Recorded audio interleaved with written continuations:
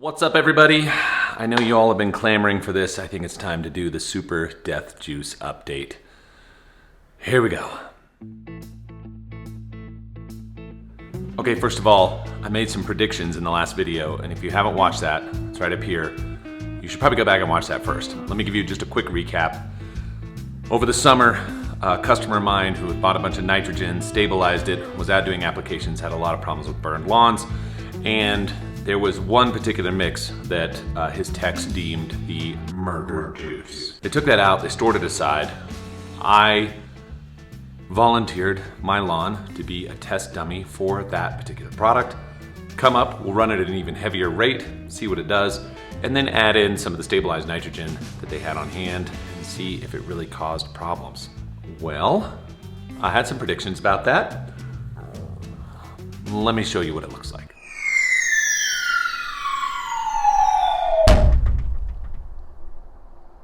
Yep, it's pretty bad. Pretty bad. Yeah. Okay, yeah, so we got snow. That doesn't really count. Here's what it looked like before the snow came. And remember, this is only about 1 week in. Hey, what's up, everybody? I just want to give a Death Juice update. Check it out. The audio on this is absolutely terrible, so let me just kind of walk you through what I'm saying here.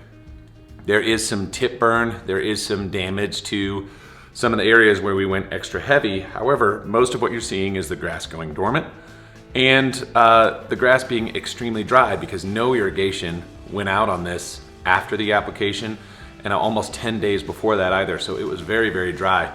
Then it kind of kicked things into overdrive as far as the grass kind of shutting down as well. Now, during this whole time, we had temperatures below freezing every single night, so that's also a contributing factor to why this kind of started to fall off. I am going to give you a real update on this when the snow melts. It'll probably be a couple more days, and we can take a look at it when there isn't all the wind, kind of out when it's a little bit better day. But in the meantime, Travis felt a lot better because I was keeping him up to date on what was happening with it as we were going on. And he decided to go out and do it to his own lawn as well. So here's his on day one, and you can see this green line right at the middle so that there's kind of a nice spot that you can kind of check to see which side's which side. Now, he ended up putting almost 2 pounds of N per thousand down. He went really extra heavy on this as well. And here it is a week later. No damage, no problem. Crisis averted. So all that material that is actually down at his place is going to be just fine. It's going to be used up. It's just great. However, this hodgepodge mix definitely isn't really, I don't think, very safe. And at this point, it's got to be just a wreck on the inside of that. So it's going to have to be disposed of properly. It's got to go away, and it should never be used again.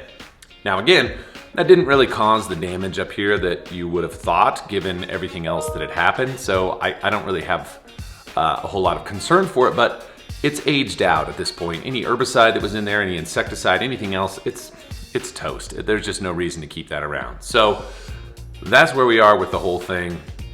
It's just fine, but I'm gonna keep you updated because I know more of you wanna see it. If it warms up enough, we might actually see some of the turf recover. I kind of hope not, but hey, it's gonna go into spring. It is gonna launch. Its growth is gonna just go crazy, and that'll be that. So that's it. That's all for the update. There's nothing mind-shattering or earthquaking or whatever you want to say there. It just is what it is. The grass just got fed. It got fed really heavy. It dried out, it went dormant, and then it's gonna grow like gangbusters in about like 6 or 7 months. Anyway, happy winter, everyone. See ya.